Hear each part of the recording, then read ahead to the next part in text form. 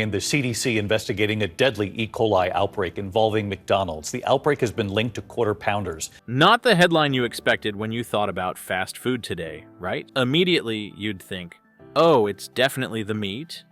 E. coli means undercooked beef. Duh. But what if I told you that's only part of the story? What if I told you the real culprit could be lettuce or onions?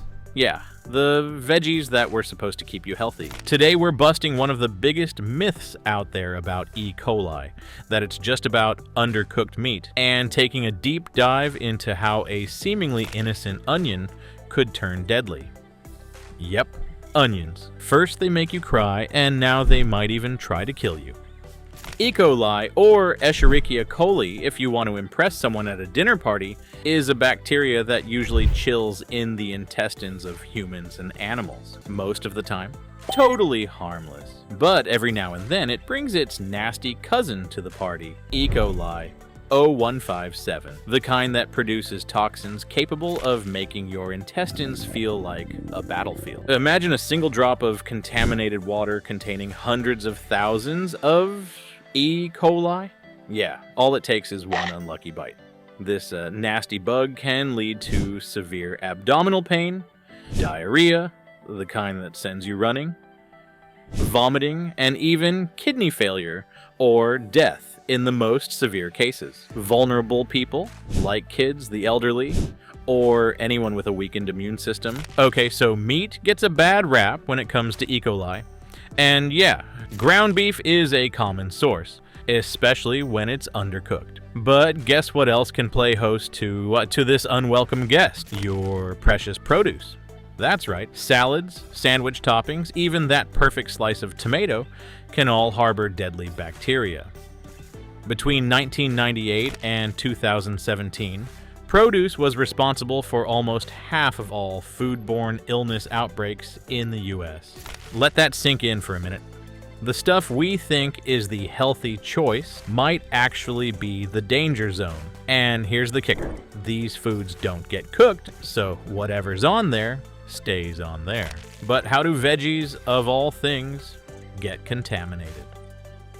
Enter nature.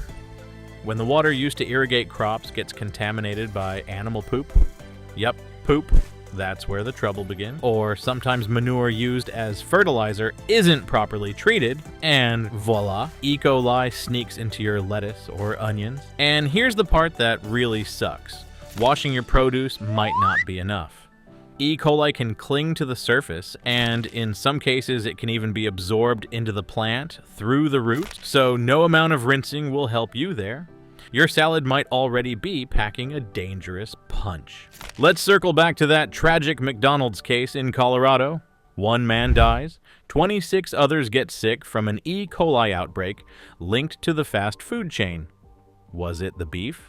Maybe, but investigators are also looking at the slivered onions, another prime suspect. Yep, onions. McDonald's serves up 69 million meals every day across the globe, and while their food safety protocols are tight, one small slip at the supplier level can lead to a big mess. That's the dark side of those efficient supply chains we've come to rely on. One bad batch can take out a lot of people. Think about it. A single shipment of contaminated onions or beef patties can affect dozens of locations before anyone even knows there's a problem. And the fast food industry? It runs like a well-oiled machine.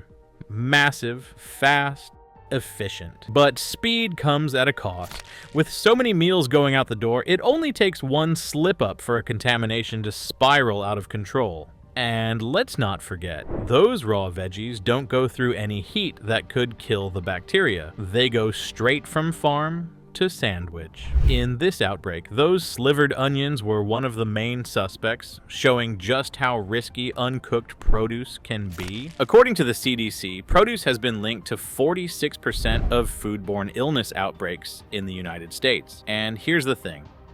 Once contamination happens, it spreads fast through mass suppliers. Even with McDonald's tight safety checks, outbreaks like this prove there's always a crack where bacteria can slip through. So how does a simple case of food poisoning turn deadly. For most people, E. coli means a few awful days of stomach cramps, vomiting, and way too much time in the bathroom. But for others, especially the most vulnerable, it can lead to hemolytic uremic syndrome, or HUS. This is the big leagues of foodborne illness.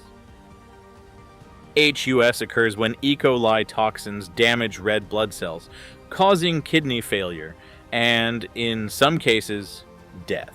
It's not just about a bad meal anymore, it's life or death. So what can be done to stop outbreaks like this in the future?